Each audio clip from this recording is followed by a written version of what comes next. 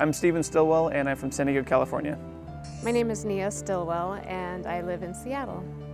General Joseph Warren Stilwell was a U.S. Army general in World War II. He commanded all U.S. forces in China, Burma, and India, and he was also my grandfather. He did a lot of amazing things, and I really wish that I had met him.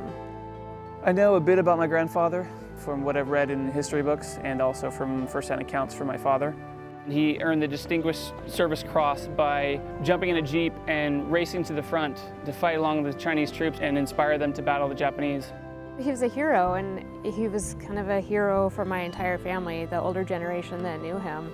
The impression that I get from him was that he was a really kind man, very intelligent, very caring, but he didn't have much patience for the media, first of all, and he didn't have much patience for pomp and circumstance and things like that, so I think he would have been my kind of guy. This is the house that my grandfather, Joseph Stilwell, lived in Carmel, California, and the house is called Landfair, and he lived here until his death in 1946. My grandfather's relationship to Carmel was home for him. He loved Carmel. Wherever he was at, he wanted to get back to Carmel. It's where his family was. My dad was raised here too, and so it's for us, it's really important for our family. And we got to have a tour of the house and see the living room and where they had so many Christmases and family meetings, and the backyard where they spent a lot of time interviewing and hanging out with their friends and family and guests and dignitaries, and it was a really good place for them to gather around as a family. I know a bit about my grandfather's relationship to China. He had a really good relationship with the people. I think he was very well respected. As far as the Chinese people are concerned, how they viewed him, but I'd definitely like to learn more about that. I have never been to China before. I have never been to China before. When I hear the word China, I think of my family and I think of the legacy we have there. A lot of the Chinese influence ended up trickling down into my upbringing. We have so many Chinese artifacts in the house, the art, the history. It's absolutely shaped my life and the things that I find fascinating. We will be going to Sichuan and Yunnan provinces for 10 days. We'll be flying into Sichuan, and then we will go down to Yunnan and drive through Yunnan until we end up at the Myanmar border. How cool is it that there is a road named after my grandfather, the Stilwell Road? Which is awesome.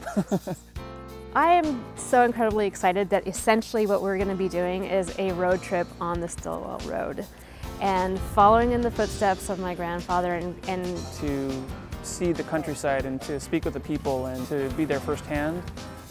This is my brother, Steven Stilwell. My baby brother, Steven Stilwell, who must listen to me the whole time. This is my older sister, Nya Stilwell, and I will not be listening to her on this trip. I'm about this excited to go. I can't wait. Yeah. Can't wait until we leave. Very excited, can't wait. It's gonna be awesome.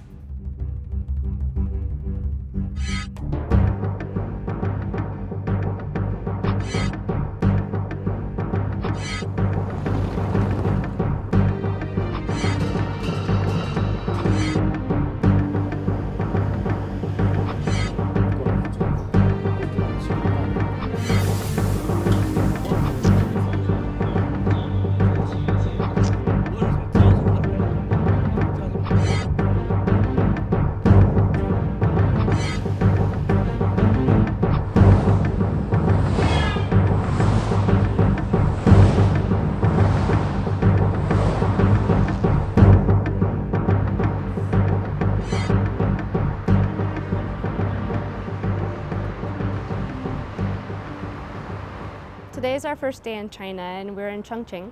And we're at the Stilwell Museum.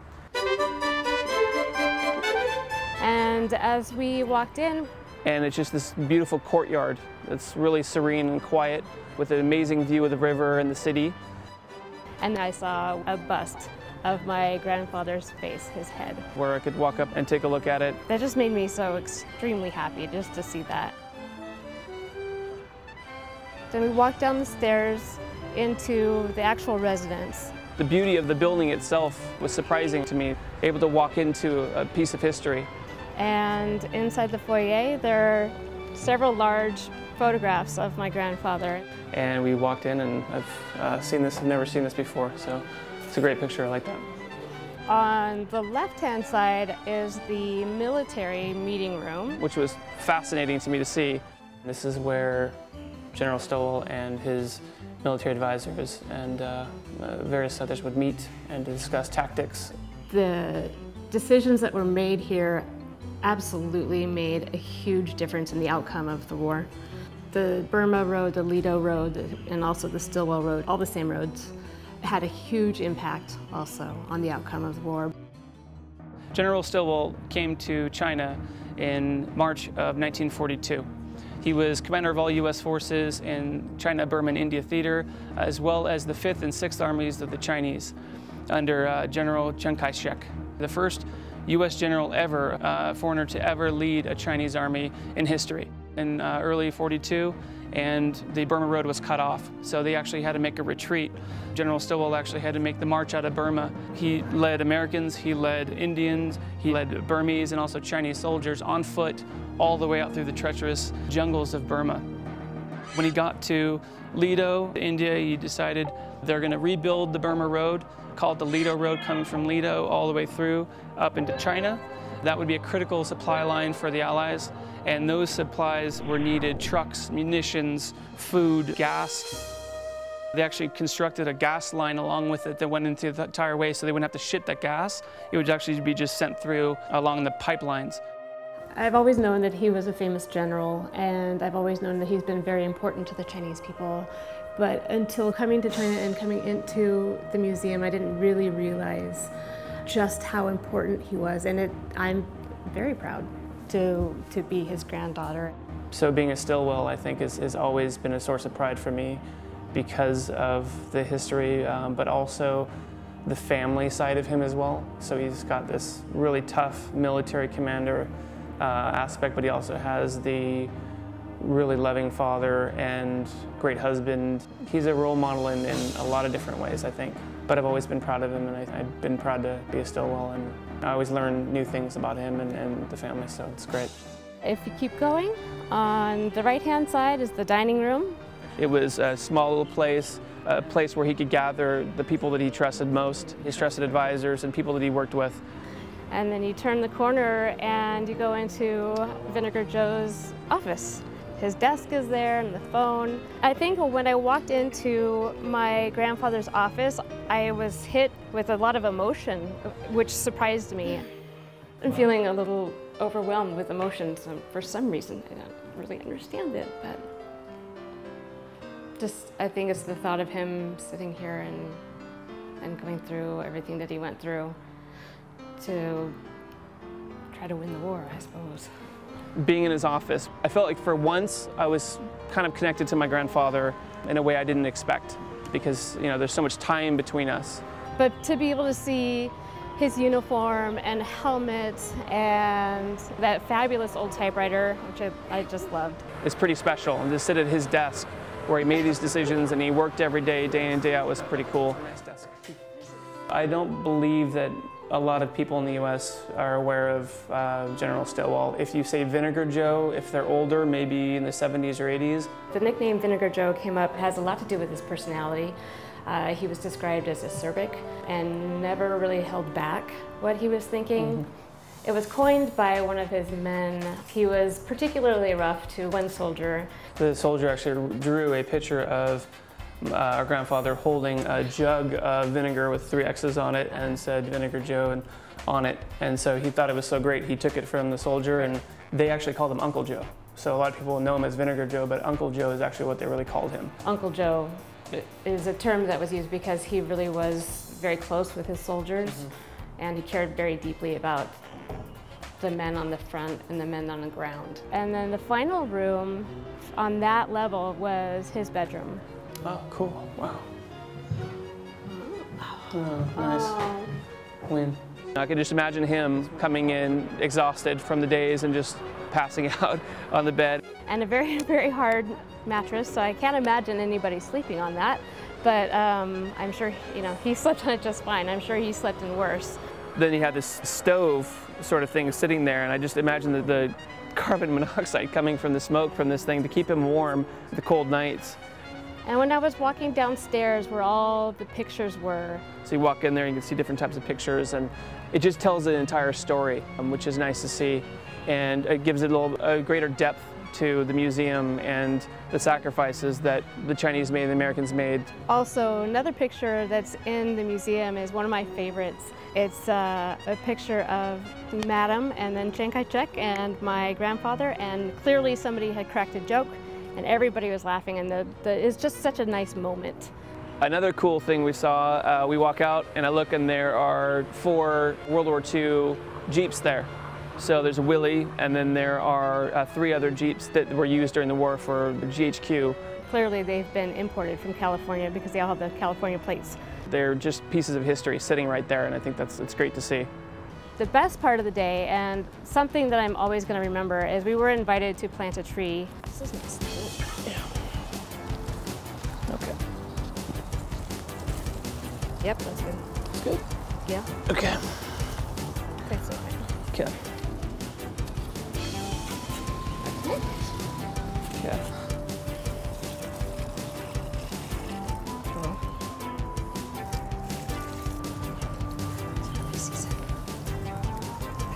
All right. Ta-da!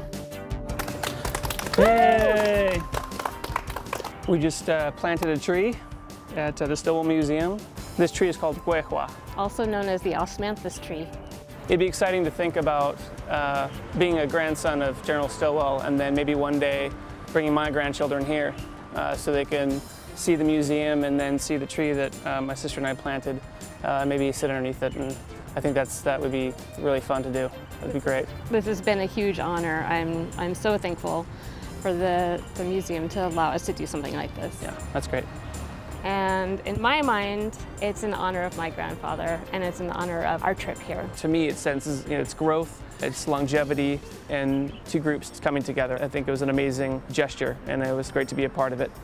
Really honored, and kind of gives me chills a little bit, so it's really, really cool.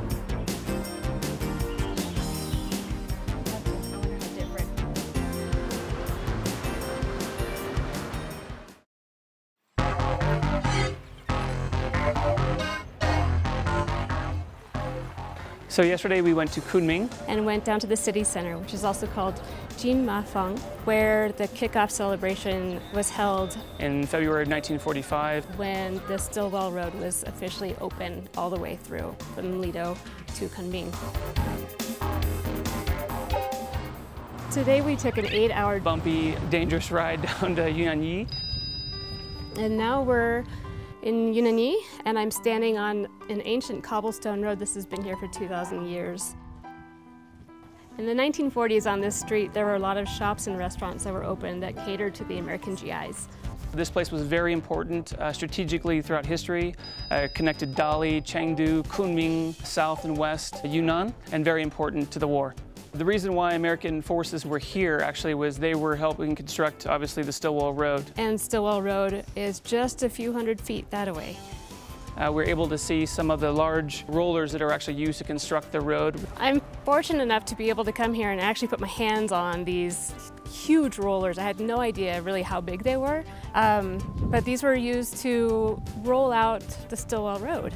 So yeah, you'll see actually on some of these they'll have varying degrees of ridges. So after all the rocks were pulled out, trees, and the road was smooth, this is like sort of the final stage of it, and it's really incredible to see these. This is the first time that we're stepping foot on the actual Stilwell Road as it was built back in the 1940s. Yeah, I was surprised actually that we actually were able to see a portion of it still preserved, and to actually stand on it it's pretty incredible. It gives you a real feeling of what it would be like to be back then and stand on it and be part of the construction of it. Anytime I travel, I like to take a piece of the land with me, find a piece of rock that I really like, and so this time I'm going to take home a piece of the Stilwell Road. How cool is this, to take home a piece of the Stilwell Road for real? That's awesome. Love it. This road was never built. It was never built before. So around 15,000 US American troops, along with Chinese soldiers, Burmese, and some Indians as well, came through and helped clear out the road, clear-cutted, moved huge boulders and dangerous terrain. About 1,100 American soldiers died, thousands more Burmese, Indians, and Chinese as well constructing this road. Died of malaria, accidents on the road. Very dangerous and treacherous work. Laying in bed and hear my dad tell stories about his dad, my grandfather, and how the road was built and the effort, and I get chills just thinking about all that went into building that and the extreme sacrifices that went to it. I just never thought I would be in this place so remote and to be able to stand on it. I felt pretty honored to be able to do that. It was a fantastic experience.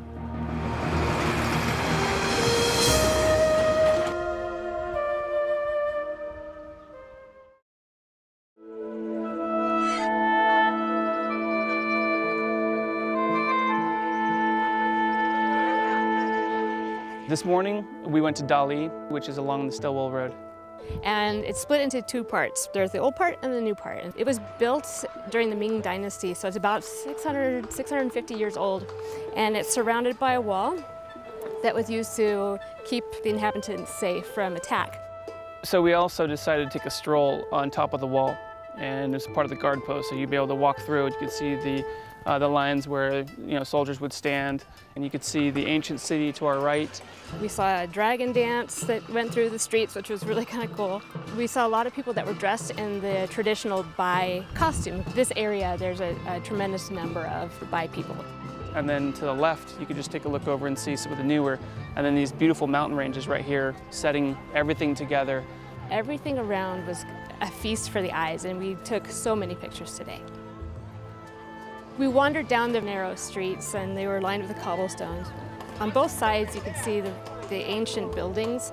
It's also a great area for shopping, and there are little markets everywhere. Looked at all the shops and all the different types of food that they have, and there are a lot of vendors that are cooking things. All the tourists coming through from all different parts of China and different parts of the world to see this. It's one of the top 8 destinations in China. Everybody was enjoying it. It had a really good feeling to it. Even though it was busy, there was a calming feel to it. It's hard to explain, but I really enjoyed being there, and I certainly could have spent the entire day there.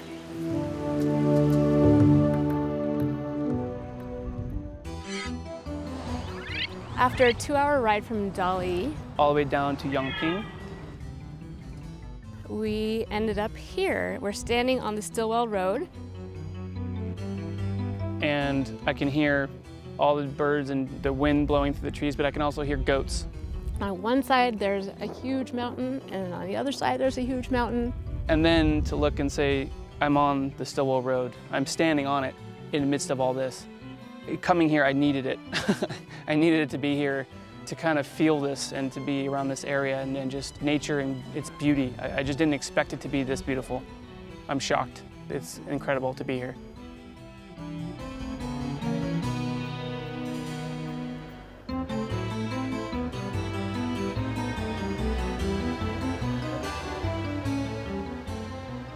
We were driving along the road, and we're going through all these little switchbacks, and we come around the corner and there's a bridge. It's a bright red bridge, and it was actually built by U.S. forces and soldiers and also workers here in June of 1944. It can withstand 10 tons of weight on it. The engineering that went into that is quite advanced. And it's still standing 70 years later. And just to stand on that bridge and remember and think about the soldiers and workers building that bridge, it was really awesome to be a part of that and just stand there and look out. On one side, it's nothing but mountains and lake, and on the other side is also nothing but mountains and lake. Except for there is a house down there, and I can't imagine living there. It would just be so amazing to wake up every day and see that right outside in your front porch. An interesting note is the bridge connects 2 counties, Yangbi and Yongping. During the 2-hour ride, and also yesterday during our 8-hour ride, I often thought about how long of a road this is. Coming from Lido, Assam, India, all the way through to China, Kunming, it's 1,078 miles of road. Most of that was through Burma. And it seems very long, and so I would think about how long it had to take these people to build this road. Because the Japanese actually was control of Burma at the time, they didn't have topographical maps, they didn't have soil samples, they didn't really know what they're into. And so, unfortunately, there were a tremendous number of casualties during the construction of this road. Just to get those supplies from India through to China to help support the war effort. Very important, and just to be here, realizing that that came all the way through here to this place, it's hard to put that into words. And today, standing here, I also find myself thinking I really hope that the GIs who are helping to build this road got to take some time out and look around and appreciate where they were. The construction of the road, 15,000 American troops, 35,000 local workers. Out of the 15,000 American troops, 60% were African American. One of the reasons I was really excited about coming here and following in the footsteps of my grandfather was because I never met him. He passed away in 1946. So though I'm very proud to be part of this family, there was a little bit of a disconnect, a little distance. And so one of the things I really wanted to experience was actually to come feel a connection with him and understand what he went through and understand more about who my father is, because he lived here and obviously he gets a lot of his personality from his father. And so after visiting the Stilwell Road yesterday in Yunnanyi and coming here today, I'm starting to feel a little bit more connected.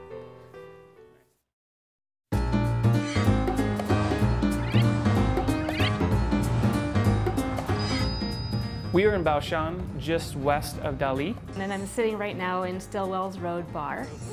Ni hao. Ni hao. Hey. Xi. Ni hao. Ni hao. We were greeted by the owner, Mr. Yang. Wow. I like it. Wow. Oh my God. Very nice. This is so cool. And he was kind enough to take us around and look at all the different artifacts that are in here and give us a little bit of some history to it. Across on the walls, and there's pictures of the wartime. So in the 40s, 41, 42, 43, 44, and I can see pictures of the ABG, pictures of my grandfather on the road itself, and it's just really cool to see. And there's even artifacts, wheels from wagons that were used to move supplies. And there's some shovels and some army waders. Different materials that the troops actually used during the war. I really feel comfortable here. I really like it. I just feel like I've stepped back in time. Great place to be.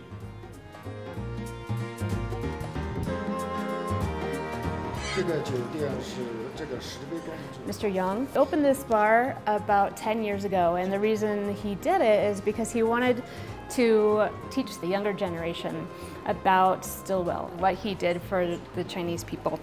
And we had a good discussion about American feelings towards the Chinese war effort and back and forth, and it was good to get his perspective from someone from China to see how our grandfather was really perceived by the Chinese people. Do you feel that lately that the Chinese people, especially the younger generations, are eager to learn more about the Chinese nationalist forces' contribution to the war versus the communist style, which is normally in the textbooks you've seen, from what I understand, is that most of the contributions in the textbooks show the communist side versus the nationalist side. So those, of all people of Chinese descent, contributed to fight the Japanese. Do you feel that that is changing? There's a tide changing towards learning more about the nationalist side and everyone's contribution to the war, not just the communists. He said that the tide is changing now, so young people as they're coming up, they want to know about the history of all Chinese people, not just the Communist Party. Slowly but surely with the internet, people can actually look up on their own information, and the Chinese government is not suppressing that information, but they're not promoting it. And I think this bar is a little bit of a touch point to that, because you can come in here and see the pictures on the wall, and you get a little flavor of what it was like for the American war effort and how other countries really pitched in to help fight the fascists, the Japanese, and really contribute to that war effort. He explained that the Chinese soldiers felt kind of a kinship with the U.S. soldiers. The U.S. soldiers showed that they really cared about the people here. My grandfather really felt that the Chinese soldier, properly trained, was as good as any soldier in the world. And he really felt that. I mean, he was there several times before the war, and he was working with them to help build roads. I wanted Mr. Yang to understand, from my perspective, that how much he actually enjoyed the Chinese people. Well, I think one? Mr. Yang provided us with cocktails. which were excellent. So if you ever come here, you have to get the electric blue. Tried a drink called the Red Eye, which is delicious. Good. I guess the red eye was okay too, from what I understand. Actually, I tried it and it was very good. So you'd be good with either one of them. Good. Very good.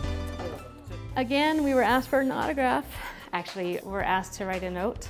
A pillowcase for him and sort of wrote a note. For the bar. And it's nice to be able to put down some of my appreciation and some of my thoughts in writing. And so it's here. I really mean it. Today's experience helped me understand my grandfather's legacy in China a bit more, because I can understand now that there are a lot of people who still respect him and respect the American war effort here. Mr. Young told me that from his family, his father, his grandfather, whenever they mentioned an American soldier, they give a thumbs up, okay. Fighting the Japanese in China, it was really important to the Americans as well. And so they would see, American soldiers giving candy to little kids, and they realized that they were kind people. These guys were away from home, they were dying, and they were sacrificing everything they had.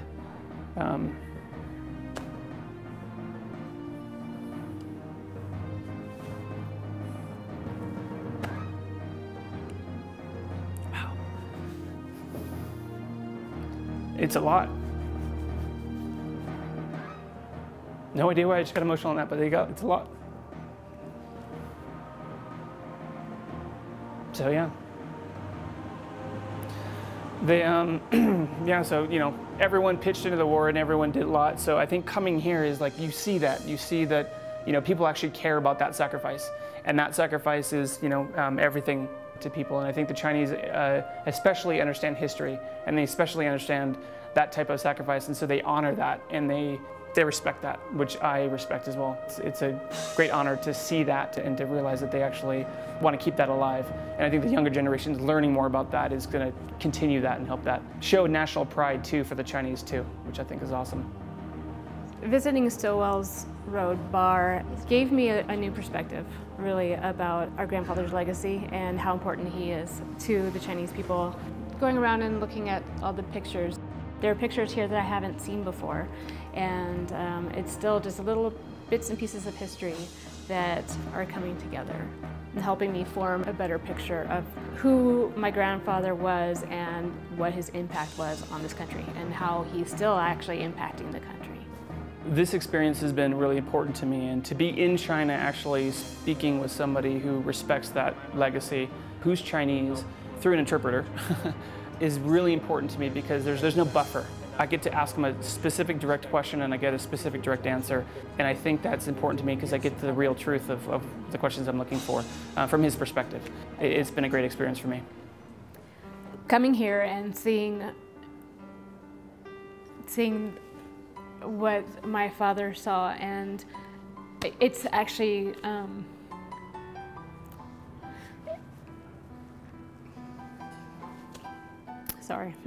it's bringing me closer to my dad and kind of giving me some insight as to where he got some of his personality, and why he was so appreciative of Chinese culture, and I could see it's starting to give me a different perspective of my own father. So that's been a surprise to me.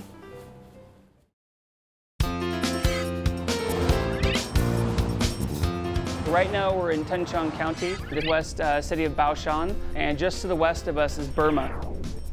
Today was the first time I was in an authentic Chinese kitchen. It was hot, hot, hot, hot. And the chefs were there, and they pulled out some of the local greens that they use that they've collected from the hills.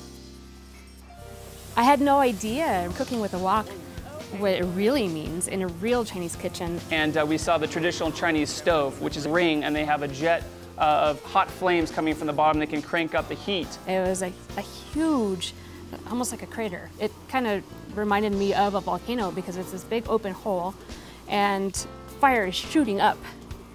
And then they'll throw in some garlic, they'll throw in all different types of ingredients, local greens. Which are very, very fresh. I mean, clearly just picked. And just to watch the way that they prepare the dishes, they're so fast and they're so skilled, moving that wok back and forth, and it's done in like 3 or 4 minutes.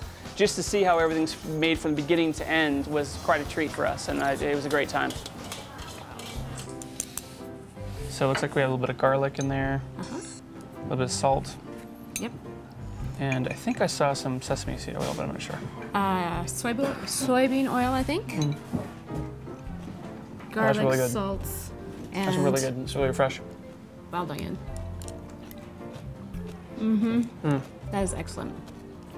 This is fresh wild tea leaves, so they're very fragile tea leaves. American with chopsticks, not pretty. Wow. Oh, wow. You're right. It's like eating tea. I mean, they're obviously tea leaves. So It is like eating tea. That's really good. These are wild onions that are also grown in this area. Okay, good. I mean, each dish is so unique and distinct. The ingredients in each of these are so similar, with the exception of the actual leaf, and that's what makes it taste so completely different. This is black chicken. So in Chinese culture, black chicken is actually a medicinal dish. You know, if you're sick, they'll make a black chicken soup. Women, if they've actually had a baby, they'll make them a black chicken noodle soup. It has a lot of minerals and vitamins for you to heal. Okay. I will take You're your missing word out. for it. I will take your word for it. My grandfather obviously was in China a lot, and he loved Chinese food. He loved it, the freshness of it, and being in the jungles of Burma, being in the towns of China, you're obviously surrounded by really good food. And I think that was one of the things he really enjoyed about it. And having the family here in the early 20s, I mean, with my dad being born here, he grew up with the food too. So my grandfather especially, if you read some of his journals, he's talking about some of the good dinners he's had, and he really enjoyed the communal aspect also of it. But, you know, how can you not like this food? I mean, it's fantastic. The restaurant that we were in is over 100 years old. We were served upstairs in an open area. It was all open air, and along with the walls there were pictures of the American soldiers. And one of them was my grandfather and the Burma walkout, so that was neat to see. And then there was also pictures of one guy giving another injured Chinese soldier a cigarette. There's one with 5 or 6 Chinese children on the backs of American airmen and soldiers posing for the camera. So again, it's just another tribute, and it just indicates how important the American GIs were to the Chinese. Right after lunch, we drove a very short distance and we ended up in Heshun, which is an ancient town that is built into the hillside. Heshun means peace and harmony. There are parts of this town, though, that are very, very busy. Today we played tourists, so we wandered around all the streets. There were very narrow cobblestone type of streets, just like this one. Everywhere you go here, you turn down one little alleyway, one little street, there's all different types of shops. So you'll see something from the bi-ethnic minority of like silver. And also there were some people that were actually carving out some of the jade pieces. They're carving it, and they had the little Dremels out there, and they were showing all the different types of tools they have. And these guys are hard at work with all the cuttings and little minute carvings. And to see this guy, the craftsmanship of these guys blew me away. As we were walking through the streets, we ended up down kind of at a river. And I saw this large shelter, sort of like a rooftop with 4 posts. And then out into the river was 4 to 5 squares, concrete built structure. It's the pavilion that was built for the women a long time ago that had to stay home while the men went over to Burma. And work and send the money home. And it turns out the roof of the shelter was built by the money from the men sent back. So the women could go down and wash their clothes and wash their dishes and their produce and things like that, and so that it was a much more comfortable area for them to be able to do the chores that they had in order to keep the household together. For me, I love the old architecture, I love the old buildings. It's so old, and it just gives a really good feel of what old China must have been like. And just to walk around here and look up and kind of lose yourself a little bit in that is something I was really looking forward to on the trip, and we got to do that today.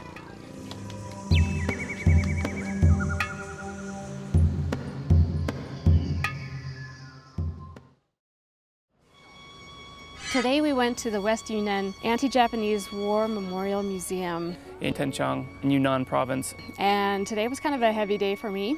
There were a lot of ups and downs. It was a bit more somber. When you walk into the museum, the very first thing that we see is our statues of key people that are in the museum, and one of which is my grandfather. Along the walls are just helmets, 1,000 helmets of soldiers that were killed in the war. If you look closely at them, you can see bullet holes, and you can see where shrapnel just went right through the helmets.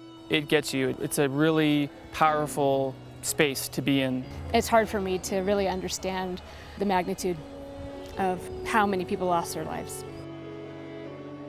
And then we were able to walk around, and there's 6 different sections of the museum. In the beginning of it, it was talking about the Japanese aggression and just the brutality of the Japanese troops, imperialist troops, towards Chinese. I read about that brutality and just the savagery of the Japanese forces towards the Chinese, the rape of Nanking, and they showed everything from the battles, they showed the tortures and the experiments that some of the Japanese would do against the Chinese, and then they show the comfort women, which is just horrific. These are essentially prisoners of war that were used for the Japanese to have sex with, and they were slaves. Just raping and murdering and killing and just brutality, I can't say it enough. One of the other things that I found kind of inspiring was there was an exhibit about a contemporary Mulan, and it was a woman, a very young woman, and she dressed up as a man so that she could join the army and fight along with the Chinese soldiers. The only reason that she got found out is that she was in a Jeep accident. Rather than sending her home, she actually finished out the war by acting as a nurse. I was looking at this diorama, and it looked really familiar to me, and I looked at it and I was like, we were just here, just a couple of days ago. This is in Yongping, and we spent a very long time here on this road overlooking the lake that was going through, both the mountains, and I looked down and it really truly is Yongping. We were just there. It's so cool. One of the exhibits that surprised me the most was I found out that during one of the retreats that my grandfather led, he ended up having to go into an area of the country that was inhabited by Aboriginal headhunters, and I believe it's called Naga Hill. There were a bunch of artifacts from the Aboriginal tribes there, and some skulls and some interesting things like that. On one wall there were several pictures of the relationships between the American soldiers and the Chinese people, and there was one in particular that really spoke to me, and I think it was called China Burma Light or something like that, and it was a Chinese and American soldier, and they both had cigarettes, and they were touching the ends of the cigarettes, and it was just, clearly one of them was lighting a cigarette from the other. And though I don't condone smoking, there was something about that picture that was so very touching. They were very close and obviously trusted in each other enough to be that close and to do something like that. It's like they've been old friends forever, and it's clear in these pictures. There was a really cool statue that showed 3 Chinese coming up a hill. They look really weak, but they were still dragging their materials up, and it was a plaque describing that, even though these guys are starving, they're peasants, they're starving, they're moving the rice up this hill, they wouldn't eat it,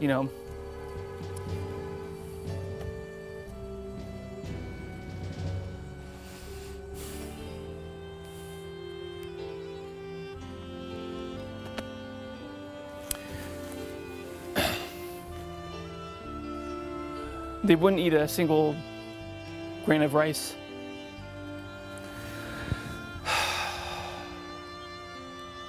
The part about the Stilwell Road that for me is powerful is not really my grandfather being there and helping with that stuff, because that's important to me too. But it really is the sacrifice that people made, for their families, for the war. It's hard to describe it. And I'm surprised I get emotional over it because it's been 70 years and I wasn't there. But it's a human element I think I connect to, because they didn't I can't even talk about it. It's stupid. It's just, for me, it's like, they don't eat the rice because it's for the soldier, because the soldier's fighting and they starve. And they said 3,000 people died of starvation, but they're moving food. You know, it's just, that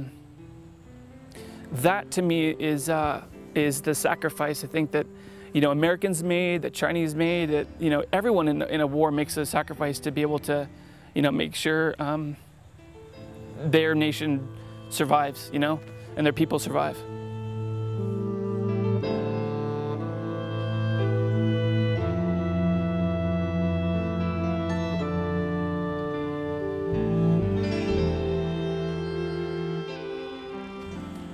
After visiting the Anti-Japanese War Memorial Museum, we came here to this memorial park.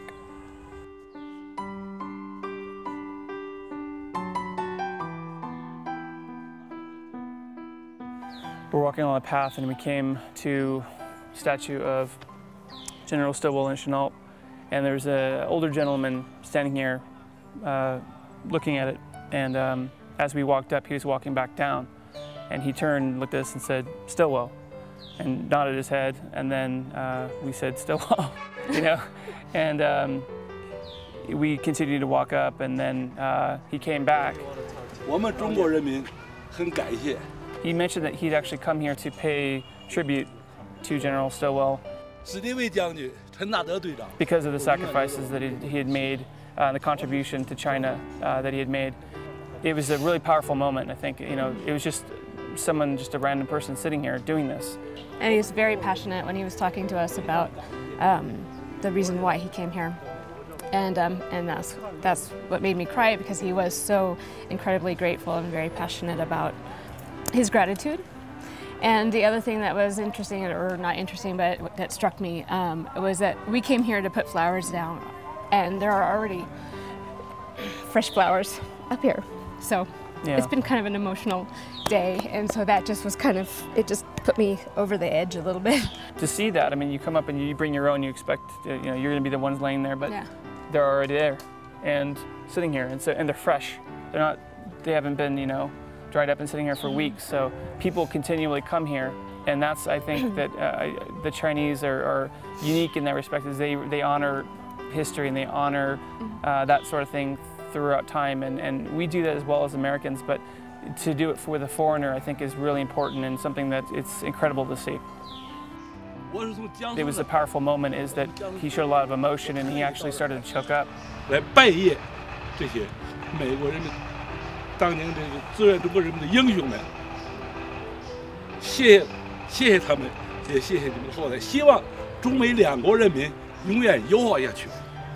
Yeah, it was raw emotion for him, and I was just really touched by that, because it wasn't scripted, it wasn't something that, you know, he was just trying to be nice to us.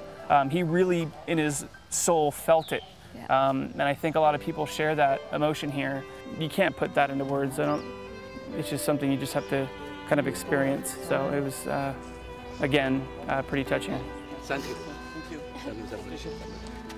Bye-bye. So clearly I have a great love for my grandfather that I wasn't really aware of. And I guess it's just kind of building. The longer that we're here and the more that I learn about him and what he's contributed. So, very proud.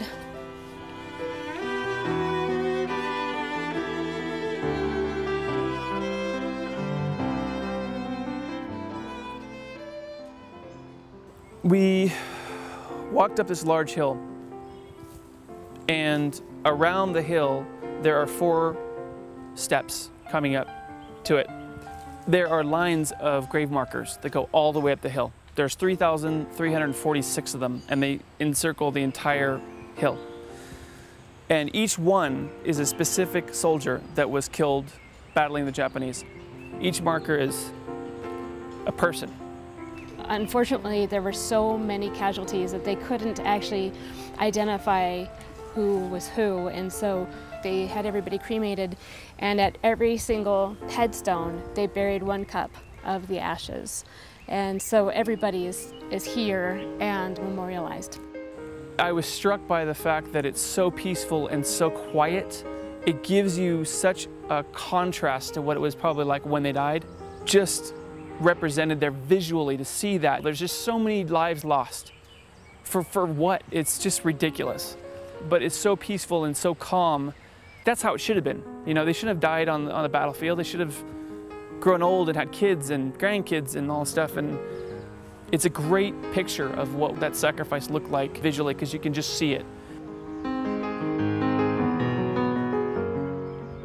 And then you walk up the stairs and there's this huge monument to the heroes of China battling the Japanese. At each base of it, there are flowers laid, and a lot of them are fresh flowers just sitting there, and wreaths that are laid there. So continually showing respect for those who lost their lives. They do it justice, I think. You know, I think it's something that you got to be here to see. It's like you go to Arlington and you just see those rows and rows and rows and rows and rows of soldiers that died. Why do we go to war? What's the purpose of it? For land, for pride, for power, you know? What's important? Your family, not just crap. Being an empathetic person, soaking in all this just pain and misery, it's difficult to do it, but I think it's so very important to remember about these kinds of things and hopefully someday not continue to make these mistakes and fight each other about stupid things. Anyone who wants to start a war, come here, go to Arlington, go to an anti-war museum and take a walk. See what you see.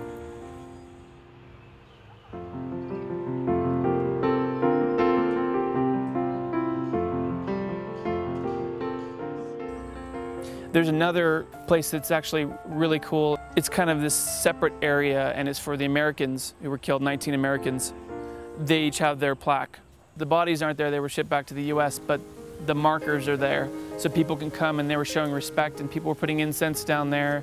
And again, it just shows the Chinese really appreciate the sacrifices of these guys that died so they could be free. For Americans, we take that seriously. Every American who puts on a uniform, I think that's their goal, is for freedom. And some people might think that's naive. There's still people who believe in that. And I think to see that here in another country and to show that from American side is just great to see it. And it's important to see it.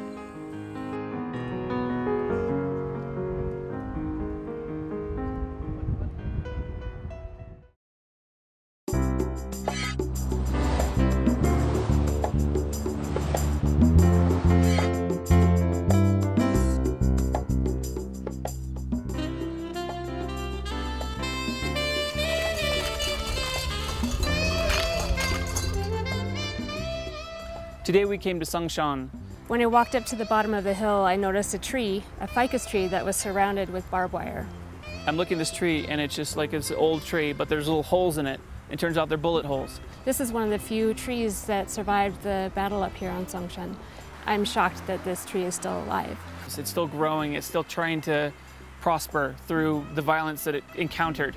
And I think it's a really good example of people overcoming war and overcoming the scars that they have and still surviving it. But just to see that and see the barbed wire around it was pretty moving. We then climbed halfway up the hill, and there was a large observation deck that has been recently built. And from there, we can look out over the hills. We looked out west, and you can see the Chinese mountains, dozens of them. You can see the Stilwell Road in the background, and it's a perfect example of what that was like. You'd have the battle here, and then you have what the battle is for right there.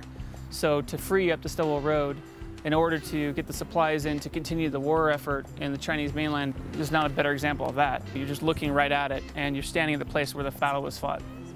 From the observation deck, we went back down a little bit and then up to the top of another hill, and there were 400 statues. And the statues were of many, many Chinese soldiers, with the exception of one statue that was my grandfather, and then 18 that were of American soldiers. And to walk through them and walk around them gave you a real feeling of like what would be around these soldiers at the time. So here we are at Songshan, and we found a statue of our grandfather, General Stilwell.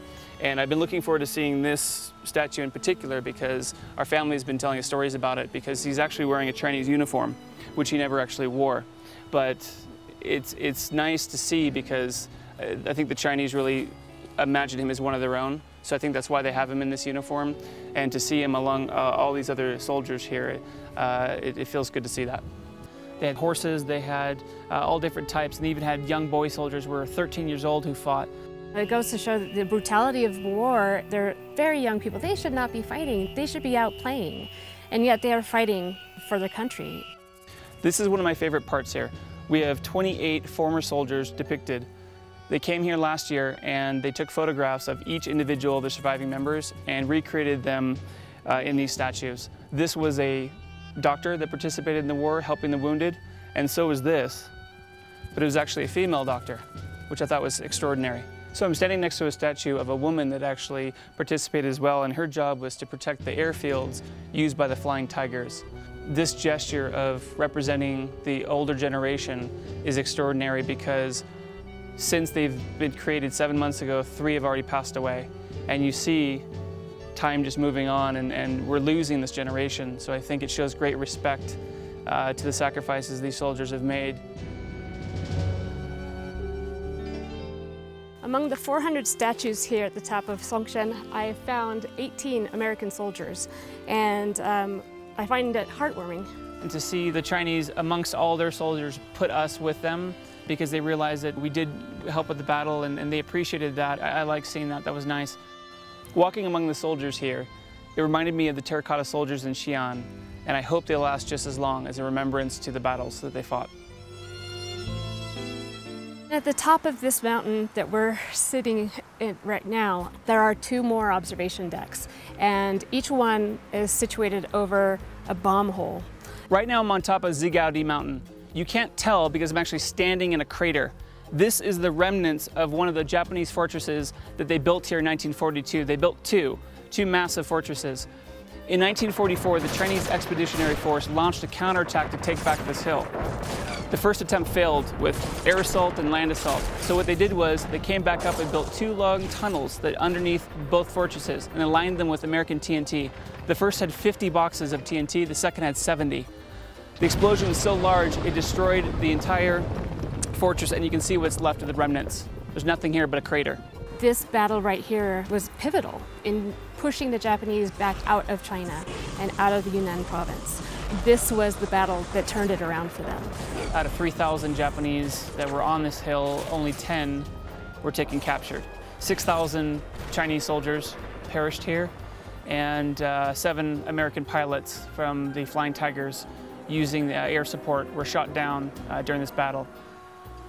People died for this hill, and to be on top of it in this peaceful background now belies the truth of what happened here 70 years ago. Being up here, I can feel it, and it's pretty strong. Visiting all these memorials has really brought home the fact that war just does not make sense to me, and the brutality is unfathomable. I hate the fact that my grandfather had to be part of this, but I love the fact that he actually was part of making it stop and bringing peace to the Chinese people.